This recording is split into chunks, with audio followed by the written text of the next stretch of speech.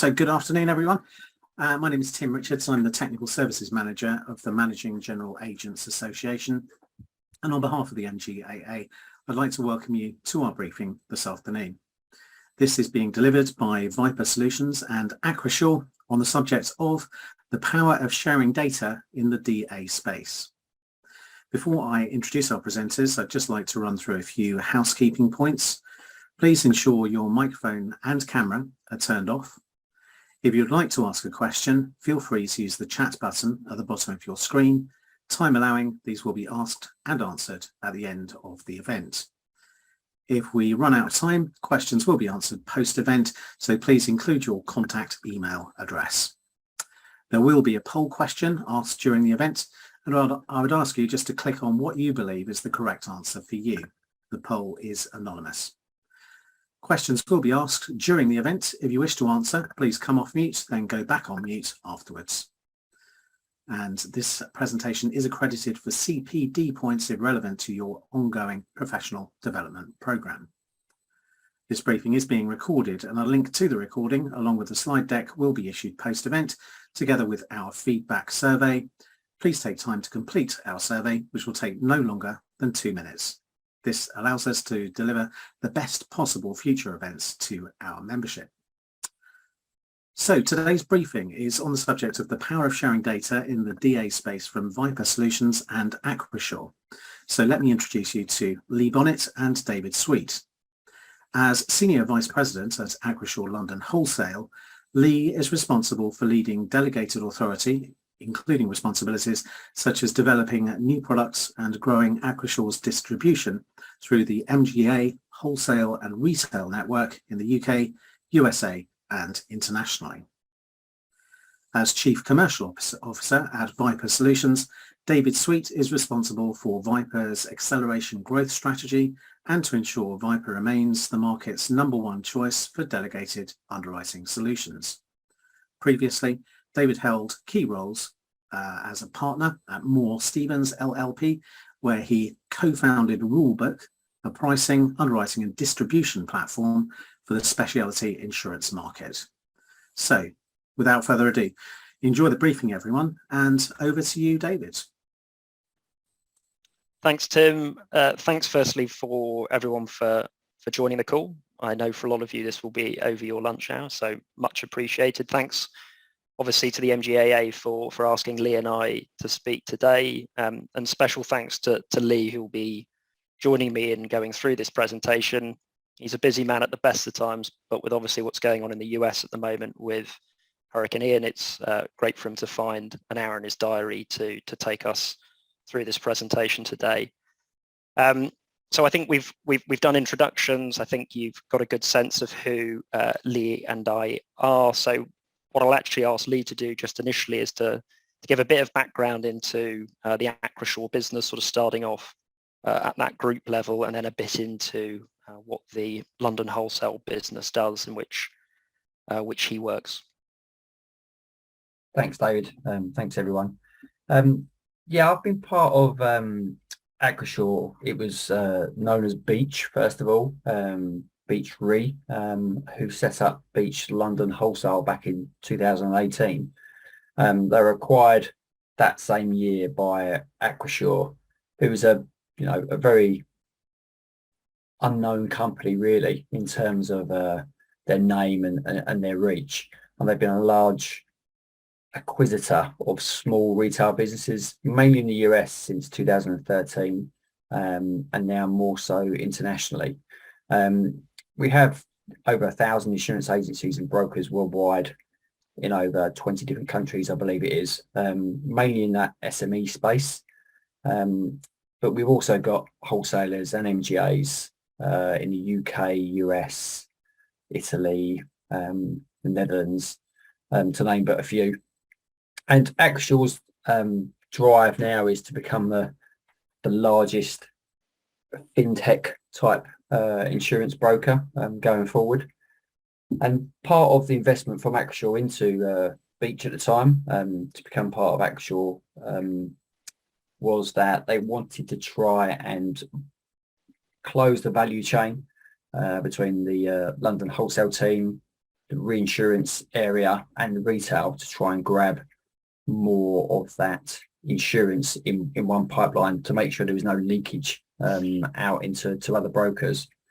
And part of that was to invest in technology, so we could have a seamless transition of data emanating from the client to the retailer, straight into the London wholesale area, and then straight through to the insurers and reinsurers. As I said, we're 4 years into that and growing as we go. And we engaged with VIPR a couple of years ago to try and help us on that journey as well. And that's what we're here to discuss today. Thanks, Lee. And then just very briefly on VIPR, for those who haven't come across us, we're an insurtech business that's been operating for just over 13 years. The focus from day one until now is everything within that delegated authority arena. We've grown to have 45 clients across London, Europe, and the US. And really the focus has been on the sharing, standardizing, validation, and analysis of data that flows through those delegated authority contracts.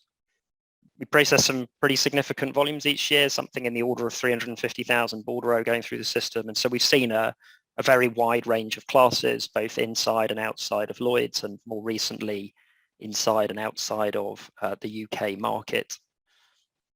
As Lee alluded to, over the last 2 years, Acrisure and VIPR have been working together to understand what's the best way of processing this data, what's the most efficient way of getting data from where it first gets created all the way through to the end recipients in carriers and reinsurers. And more recently, really to understand how we unlock the value in that data for Acrisure's benefit, but also how can we share that analysis and insights upstream with MGAs and downstream with carrier partners to sort of create a consistent view of performance for everyone who's participating in that contract. And we've been asked to sort of major on 3 things today. So one of which is looking at that data and analytical piece, how information is shared, how analytics can be driven, and how the result of that analytics can be shared with all the participants involved in the value chain. Also to talk about some of the market's ambitions to move away from sort of traditional monthly bordereau processing towards real-time data exchange, and really just to sort of talk through some of the challenges associated with that and how we're helping the likes of Acrisure to go on that journey. And then depending on the results of the first poll question we ask in a second, just to talk a little bit about how this fits with current Lloyd's market reform. This is obviously a ever-moving piece, and probably the question we get asked most when we're out talking to clients and prospects alike, which is, how does all of this fit with what Lloyd's own ambitions are within Blueprint 2? And so if relevant, and we'll find that out from the poll question in a second, we'll touch upon that at the end. So I guess this is the first test of the technology to see everything works, and hopefully, Tim, you're going to have access to the results of this. So question for everyone, and this is a polling questionnaire that hopefully you can all see on your screen. So really this is to ask, do you currently provide capacity as a Lloyd's managing agent, or are you acting as an MGA or a broker who is pushing business into Lloyd's? So I'm just going to give that a little bit of time to work its way through. Okay, I mean, certainly from what we're saying there is enough people on the call who have a relationship with Lloyd's and who probably will have some interest in some of our thoughts on how this fits in with Blueprint 2 and the other market reform projects. So we will we'll make every effort to get onto that at the end of the presentation. But the first topic that we're going to cover is around this sort of sharing data and analytical insights to sort of try and drive a consistent view of performance across everyone that's involved in that process. And we're going to sort of kick off just by jointly talking about some observations of what we've seen in the market. As I alluded to before, VIPR's been working in this space for the last 13 years, and across those sort of 45 clients that range from, large dual platform carriers, from, big global brokers through to startup managing agents and startup reinsurers based in the US. So we see a sort of a pretty wide range of different types of organization, across a wide range of sectors. But actually, these observations are largely consistent across all of them. And, speaking to Lee when we were preparing for this, I think a lot of these observations echo with what he sees in the market as well. So the sort of first high-level observation, which probably won't come as a surprise to anyone, is that there is a huge variability in the quality of data that's seen across the market. And that's both in terms of the quality of data that's provided, but also the depth and breadth of what MGAs are able to supply to brokers and insurers to best understand the risks that are being underwritten. Yeah, David, just sorry, I just interjecting there. I think it's a really, really good point, because we see a lot of cover holders, regardless whether they're Lloyd's cover holders or company type cover holders, who are very much old school type, and we still try and fill in their spreadsheet or put it through to a PDF and send information through, right through to the most up-to-date and high-tech insurtech type cover holders who can supply brilliant amount of data in any format really that you require. And most of those, we see those where they have their own proprietary technology, and because they control it, they absolutely can make those changes and very much do them extremely quickly. To the people on the ground that are the slightly more, your mum and pop type shops in the US, for example, who are still manually underwriting this information, and they're all filling in their own bordereaux and spreadsheets of information and then sending that across, not even collaborating it together, just sending it across individually. So you might get 8 or 9 different spreadsheets that come in, and then we have to put all that together. And some people, again, don't know what is compulsory, so they just fill in what information they get rather than what they should be obtaining. Now, part of that is just the type of outfit that you're working with, and we have to help them more often to enable you to get that data and then supply that to the carriers.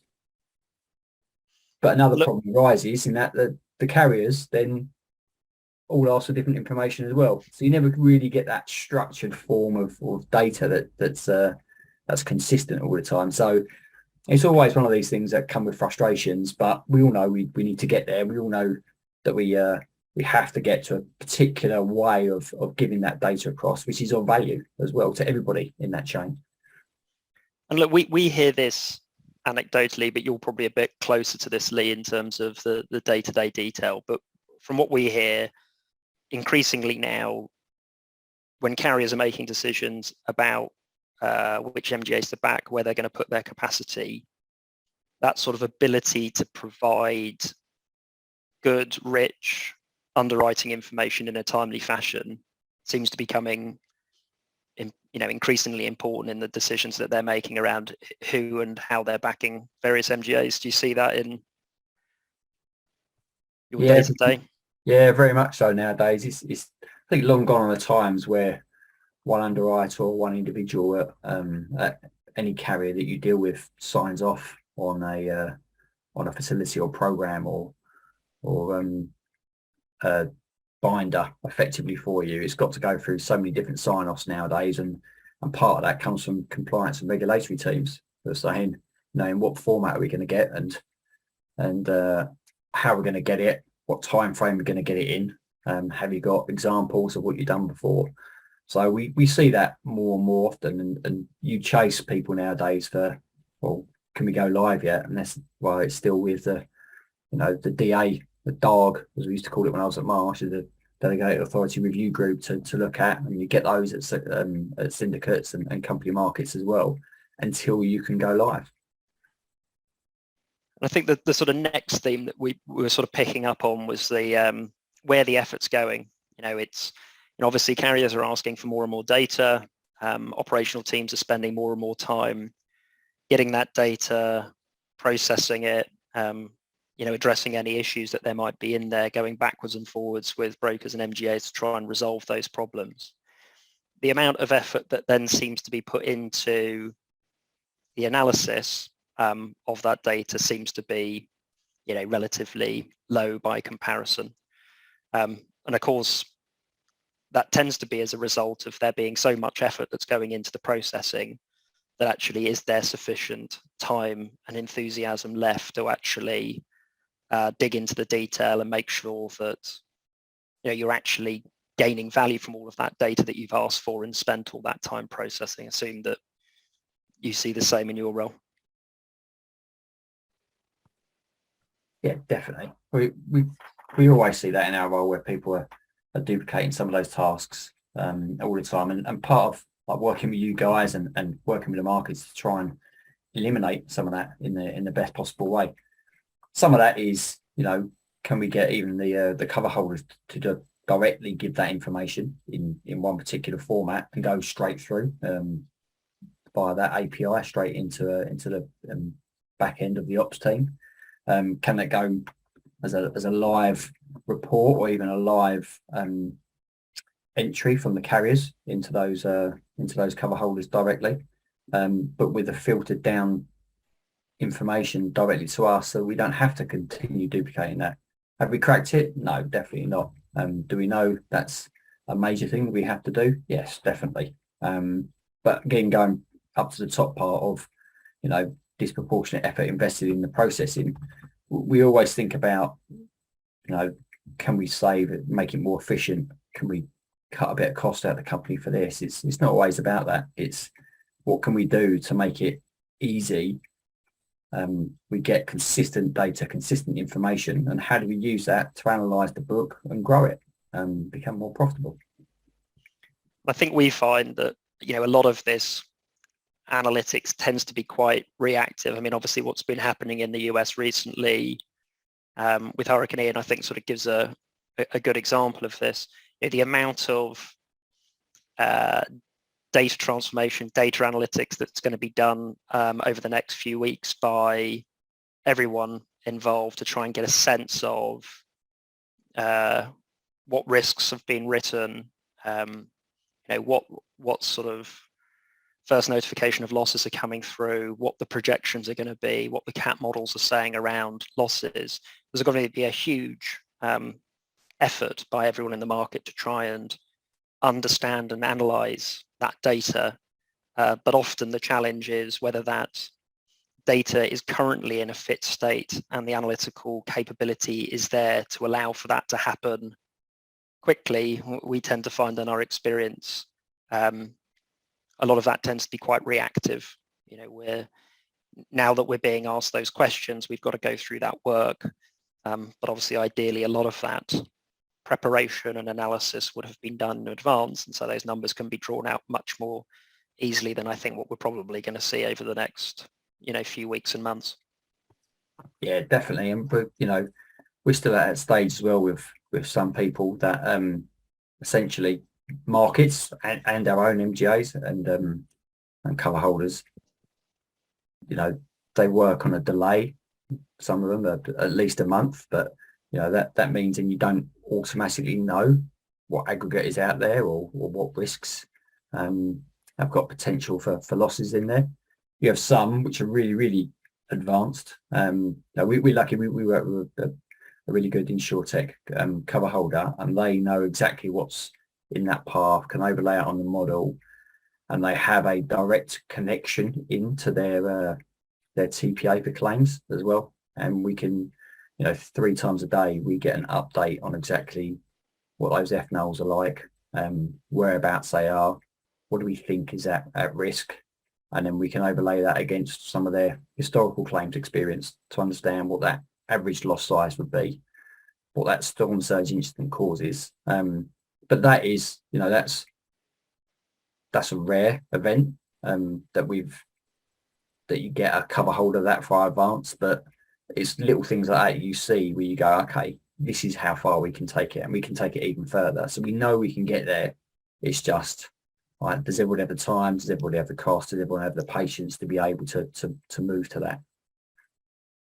And these last sort of three observations kind of wrap up into one. I think what we see a lot of is duplication of effort across the market. I mean, we've had certain instances where MGA clients who are sub-delegating business, we see the same order being processed by the MGA that sub-delegated, a broker, lead carrier, and at least one follow. So we can see in certain instances our platform being used by 3, 4, 5 different companies to process exactly the same data. And obviously it won't come as a surprise to anyone that the results that each of those organizations get aren't identical. They're sort of getting to slightly different answers, slightly different ways of calculating key figures based on the way that they're interpreting the data. And so that, David, I should know this, just a quick one. When we talk about sharing the data and who has access to it, and we were saying earlier about everybody wanting different information, can VIPR, and I should really know this because we talk about this quite often, these sort of situations, but can you take in a whole range of information and then just decide which carriers accesses which information and at what time frames? Yeah, exactly. So one thing we've been sort of careful to do when we have architected the platform is not to sort of dictate a particular working model. So this isn't a case of, MGA loads some data in, goes directly to the carrier, skips out the broker in between, creates this sort of disintermediation model. The key for us is you've got some raw data that's being loaded in by a data supplier, and then certain parties are involved in processing that data and analyzing it. And so you can kind of pick and choose within the platform who's performing which responsibilities. But the end result is whoever's performed those responsibilities in the platform, the resultant cleansed data and the analytics can then be shared amongst all parties. And so that's the sort of view, is that which is to get a more consistent view, so that everyone, when you say what's the earned to incurred position as at the end of July, that everyone says the same number and that there's no ambiguities around how that number's been reached. But also it just reduces that amount of total effort in the market of doing these things. You pick which party and which interest for which contract is going to be performing those roles, do it once, share it amongst everyone, and the hope is that then everyone benefits from both a reduction in operational costs, but also sharing in whatever analytical insight comes out the back end. And just that sort of final point on there as well is, and this is particularly within Lloyd's, those sort of too much emphasis on particular renewal cycles, and sort of gearing up to sort of align those views on performance once a year on renewal, rather than that sort of continuous monitoring of these contracts throughout its term, and being able to work with those parties to make adjustments as and where necessary, rather than obviously waiting for the contract term to come to an end before viewing it. I guess the good news out of this, and certainly what we've seen consistently across the market, thankfully, and as I say there, perhaps rarely, all parties are after the same thing. Everyone wants an efficient way of getting good quality data, and whoever is in a position to provide that analytical insight, sharing that result with everyone who's involved. Sometimes obviously when it comes to market transformation and trying to move the market forward in certain directions, the approach that's being adopted might benefit some and might be detrimental to others. But actually when it comes to the challenges in DA, and in particular around sharing of data and analytics, whoever we're speaking to, whether it's MGAs, brokers, carriers, everyone's trying to do the same thing, and they're obviously keen to work with their partners to get to that point. So just a little bit on what we're doing in this space with Acrisure. Unsurprisingly, we're obviously trying to tackle some of the challenges that we've just described. So as it says here, we're sort of working to process all the data for all the facilities that Acrisure are involved with. Key to this is focusing on what we're trying to get from that data first. So let's not just process data for the sake of it. Let's try and work out what analytics is going to help drive improvements in performance. What do Acrisure themselves want? What will benefit downstream carriers? What will benefit the MGAs? And once we know that, it's then far easier to understand, what information we need to be grabbing from the border that's been sent through, what calculations need to be performed, how we need to validate the data to make sure that it's both of decent quality, but also everyone's acting inside the authority that's being granted, whether it's underwriting or claims authority. And so just by way of a sort of simple example, and it's, again, it's an example that has a bit more of a US bias, but, will obviously resonate with the audience regardless. Just sort of generating those written, paid and earned loss ratios at the most granular level. So for every deck that's been bound, attaching all the premiums and claims to it, such that you can generate simple written and paid loss ratios. Within, we have our own earnings engine, which is then creating a daily earned position for every single declaration, which allows us to produce that earned result. And then we're able to analyze those metrics by anything that's held within the risk. And so that could be something as simple as state and county, construction type, occupancy type, year built, et cetera, et cetera, et cetera. So that risk border that's coming through with the 15, 20, 25 attributes, all of those that are getting attached to the underlying data. And so, the team at Acrisure are able to look at a high level to see how things are performing as today, but then go through every single level of granularity all the way down into individual risk to understand, what's contributing to, those good or bad numbers that you're seeing across the portfolio.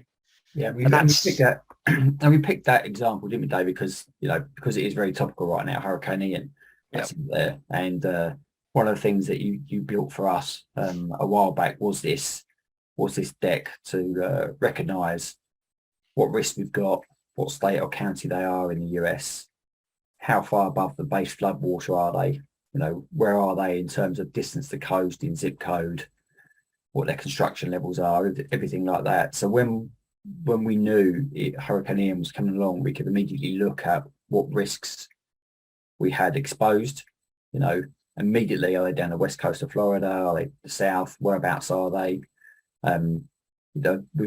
You saw the news about predicting storm surges of 12 to 18 feet. So then we were selecting risks that were below 18 feet below the base flood elevation. So we knew immediately what potentially would be our worst case scenario of that. And then we are able to share that with carriers who then love that because they immediately know exactly what they've got exposed. I don't suppose they love the fact that the hurricane's there, but at least they know what they've exposed there. And then when we get the first notification of losses come through, we can overlay that against those risks. Are they particular risks that were prone to storm surge? Was it more of an inundation of water? Was it more overflow from the rivers? It gives us more of an insight into that. So that's it's a good example of something that's live and something that's actually has worked really well. But we're already seeing ways to improve it as well, which we wouldn't have seen if we didn't have this in the first place. So it's just a first step to obtaining that data, seeing how useful it is, and then seeing again how do we improve that and how do we make it more valuable even further.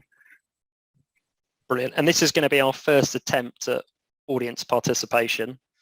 So who knows? We'll see if anyone's keen to speak. But we were just interested to hear from the audience whether they're willing to share any sort of challenges or successes they've had in this area. We've obviously talked about what we're up to at VIPR and what Acrisure are doing, a couple of examples there based on the sort of US Nat Cat side. And as Lee said, the reason for picking that is based on what we're seeing in the US at the moment. Is anyone willing to come off mute and to share some thoughts on it? One assumed as much, but if anyone feels they want to share some ideas or some stories afterwards, there will be a little bit of time at the end for Q&A. So we shall see when we get to that point.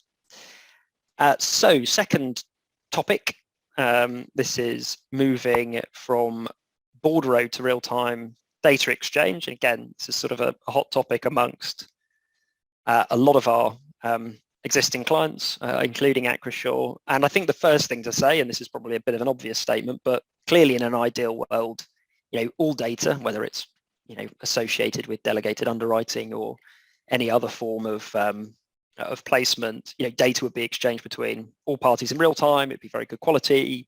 It would be done so within clear standards that everyone's accepted and agreed to, and that sort of mirroring the world of banking and finance would be replicated in insurance, and we would see sub-second transfer of data being sent between all parties. That's obviously the utopian view. However, there are some very clear and significant challenges to making this a reality. And I think, understandably, what we see is that a lot of companies almost put that in the too hard to tackle pile and say, look, we've probably got bigger issues to be concerned with, and let's leave that to another day when maybe things have become a bit simpler. Maybe the sort of technology side has become a bit clearer in exactly how it's going to address these issues. It's interesting, David. It's interesting on this. Yeah. We've kicked this about quite a bit before. And while carriers think that they would like to have all this data in real time, what it does do is that it doesn't mean you can pay the bordereaux any quicker, because usually they're 30 days later or something in that stretch. But they like to see risks being written in real time. That's a good thing because you know what you're on for. But the bad part is people tend to react immediately the moment they know things. So it becomes a bit more intrusive, and then you start working on things with some people that realistically, should we be working on that individual thing right now, or should we just wait until we get that profile of what that looks like for a month later? So there's definitely pros and cons to sharing in real time. I think it's just 100%. Yeah, we're at that stage to understand what do we want to share in real time, and what don't we need to concentrate on in real time. 100%. I think it comes back to the sort of fundamental questions around, if you had access to this, what are you going to do with it? And so there's some very specific use cases that we've been helping clients with where real-time data is hugely valuable. So one of the things that's obviously frustrating about receiving monthly statements is if there are issues with data, you're sort of scrabbling around at the end of the month to try and resolve those issues before you're looking to close a particular underwriting or financial period. And so the ability for people to send through bound risks as and when they're bound, so that if there are any concerns, those can get addressed earlier on in the reporting cycle, is a great thing.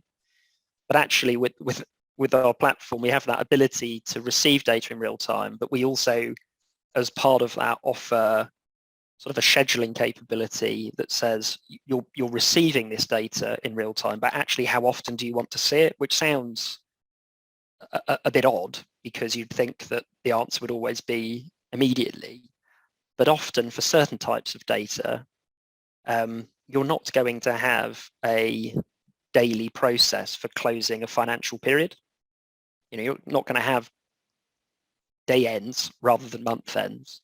And so a lot of the time people say, look, fair enough, you can send the data through, but actually this output that I want that's going to feed into my downstream finance processes for credit control and the like, I'd actually prefer to see it batched up into a particular financial period, such that I can feed it into my downstream processes without having to completely change my operating model. Whereas, when you're looking at, and again, not sort of speaking too much about what's happening in the US, but when it comes to claims data and information that's coming through from TPAs. Of course, a real-time feed of claim movements would be hugely valuable to an insurance company at the moment as they try and get a better sense of where they are from a loss point of view and how close to their original estimates they might well have been. And I think that the key thing here is that it's about picking the right solution for the right process. A move to asking every MGA to connect to a series of APIs for real-time data exchange across the whole market, wherever it is that, if you just take Lloyd's 4,500 MGAs and all of the brokers and the insurers, that is something that clearly is just not going to happen in the immediate future. But there are definitely instances where the market could really benefit from a faster and more, sort of technically intelligent way of transferring data. And so, obviously from our side, our job is to make sure that we've got a platform that suits all of those different use cases, whether it is sort of traditional bordereau processing, where that is absolutely the right thing to do for that particular problem, but where people will benefit from real-time data exchange, that those capabilities are in place as well.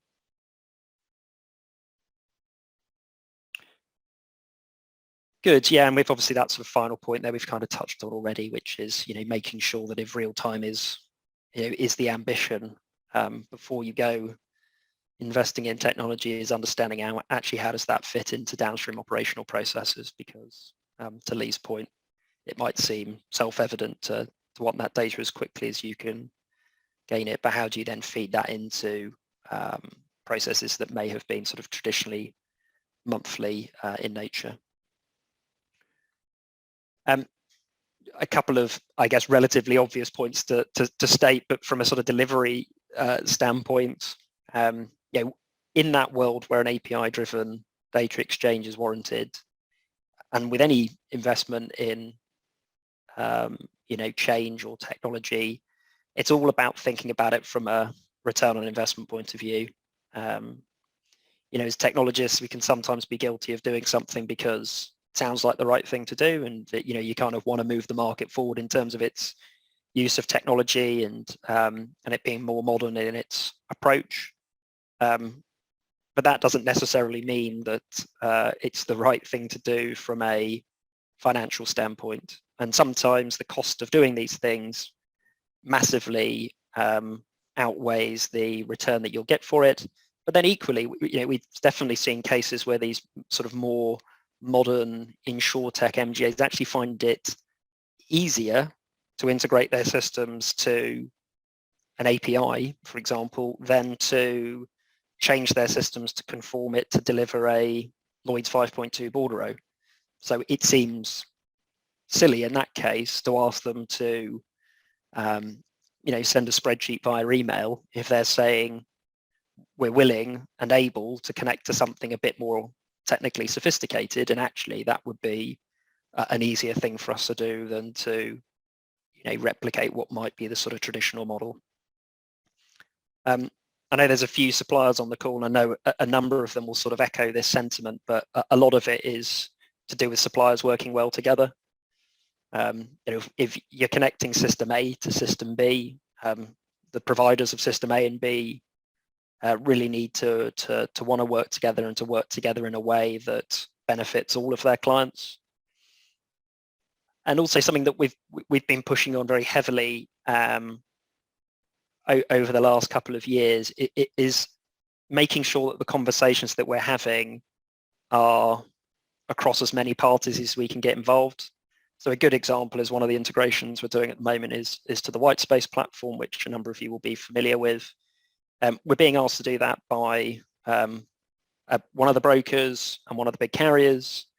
And actually our first job is to get us, Whitespace, the carrier and the broker all in the room together to make sure that we're kind of delivering it as one team with one shared ambition, rather than everyone having those sort of separate conversations and then trying to, as suppliers, bring those thoughts together and deliver a project that benefits everyone. So some of the things that I guess are fundamental to all project delivery, but it particularly true when you're trying to do something that's, I guess, a little bit more, a bit more different to the norm. So sort of as per when we were talking about the sort of data exchange piece, we talk about this real-time movement of data via API. It's a big part of the focus with Acrisure going forward. Lee mentioned these newer insurtech focused MGAs who have these capabilities. We're very keen to work with them to start moving some of that flow of business into that direction. And also, as I alluded to, we as suppliers need to put our own investment into this. We can't always be reliant on our clients to fund this change. And so we're working with a number of the big suppliers in this space, and I understand that the insurities and the MGA systems of this world tend to have more of a US bias for those who haven't come across them before. But us working to make sure that we have those out-of-the-box connectors.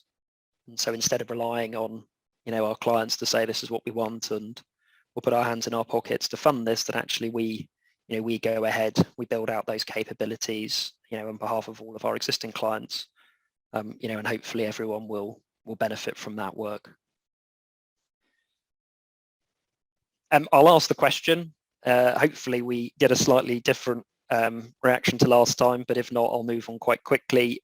Is anyone willing to share some of their experience in this space of actually working in that sort of near real-time data exchange model? Okay, not to worry. So final point was really around some of the large Lloyd's market reform activities that are going on at the moment. I think 50% of the poll said they had some sort of exposure or interaction with Lloyd. So hopefully some of this will prove useful. Apologies for those who don't. We'll just sort of spend 5 minutes on this point before we go out to any questions that might have been asked as we've been talking. So unfortunately, this isn't going to provide a huge amount of clarity to anyone. I think we sit on a lot of committees and supplier boards where with a number of different market bodies, and so this is a reflection of what we're hearing. I'd love to be able to tell you this is the plan, exactly what's happening, and how we're working alongside it. But this is the sort of current view as we understand it. So DDM, for those who don't know what DDM is, it's the Lloyd's delegated data management platform. It's the sort of centralized platform for processing bordereau. Up until recently, a mandate was going to be enforced on DDM, which would say that if you are a Lloyd's business, that you would be needing to be processing your bordereau data through the platform, both for Lloyd's Brussels to satisfy some of the downstream regulatory requirements of that market, but also in the future for all Lloyd's activities. That mandate has been officially rescinded, so the market as a whole is a bit unclear as to what the future state is for that program of work. More information probably coming out from Lloyd's in the near future to make that clear, but at the moment, what is going to supplement or replace that platform as far as receiving data into the market is a little bit up in the air. It seems like the sort of focus has taken a bit of a step back to focus more on the data strategy. And so the LMA recently published what they've called the foundational playbook. Their view on this, as it kind of says here from the quote, is that that strategy review is underway, and they've concluded that it's not possible to make plans until work has been done in that area. So I think in general, what we're seeing amongst our clients and others that we speak to in the market, everyone's a little bit on hold at the moment, waiting to see what comes out and what is published on what the future plans are likely to be for DDM. But as it stands, the mandate isn't there, so it's a platform that you can choose to use if you want to, but are not mandated to do so. As I said, it's a bit unclear at the moment as to what will replace or supplement the platform, but highly likely, from what we hear, it's going to be underpinned by the work that DXC are doing on the joint venture with the digital gateway. And so we think it's likely that a requirement will be for vendors such as ourselves to integrate with the digital gateway, and that we will be told by Lloyd, this is the data that we need to satisfy downstream tax and regulatory reporting reasons, and that in reality, insurers, brokers will be able to choose what they believe is the best platform for doing this work. But then all of those vendors will be required to integrate with the digital gateway to send that data through to Lloyd's, and that they will then be able to use that to fulfill their responsibilities as a regulator. And then finally, on core data record, the focus for that project is, it obviously excludes DA. It's currently looking at direct insurance and FAC-RI only. It's a little unclear at the moment how that's going to fit in with the DA data strategy that the LMA have been referring to. But based on the conversations we've been having, it's fully expected that the LMA is going to be playing a leading role in that. What will be interesting for MGAs going forward is, obviously huge amounts of investments have been made by many companies to be able to satisfy things like the Lloyd's 5.2 standards. Of course, the result of that data strategy and the overlap with core data record might well be that there's a move away from those standards to a new standard, and that's going to have to be done with some heavy consultation from the market, because the collective effort of moving away from what is a relatively recent standard from version 5 onwards to a new standard is obviously going to come at quite a cost, both in terms of MGA system suppliers who are going to be asked to create that capability, some of which will find it easier than others, but also for MGAs and for brokers to change their working practice and their operating models to be able to supply that data to the carriers. Good. So I think we've got about 10 minutes left. We've overrun slightly on the main content, but not by too much. Tim, I don't know if you're still on the line. I know that you said at the top of the call that people had the ability to, in the chat, put any questions down for Lee or I. I can't see from what I'm looking at as to whether anyone has posted anything. Is there anything that you can see? Thanks, David. Yeah, no, nothing I can see at the moment that's come in via the chat facility. So now's a perfect opportunity with 10 minutes left. If you do have any questions, then as David says, just pop them on the chat facility, or indeed come off mute and feel free to ask a question. It doesn't look as if there are any questions, David. So that was obviously so perfect. It covered everything. So that's great. Let's go with that, Tim. Let's go with that. No, I tell a lie. I've just had a question in, actually. So I've got DA SATS Tide has been Lloyd's supplier for bordereau ingestion. Does VIPR integrate? Yeah, so when we talk about DA SATS and Tide, that is what is now known as DDM. So we have had for quite some time an item on our roadmap to integrate with the platform, so that our existing clients and obviously future clients would be able to use our platform for processing data, and then the information that needs to be shared with Lloyd's, which is obviously a subset typically of what carriers and brokers are interested in seeing, we would send ideally via API into that platform. And the API capabilities for DDM, DA SATS Tide were on the agenda for probably best part of 3 or 4 years.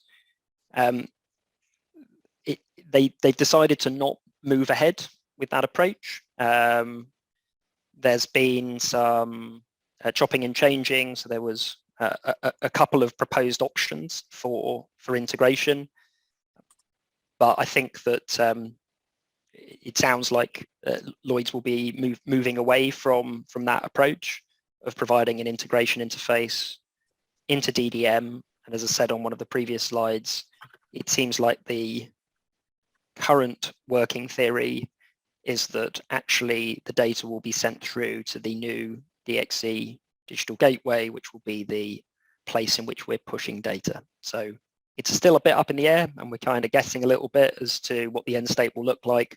But now, as it stands, the DDM DASAT's tied platform doesn't have API capabilities to integrate with, so us and the other vendors in the market aren't able to do that.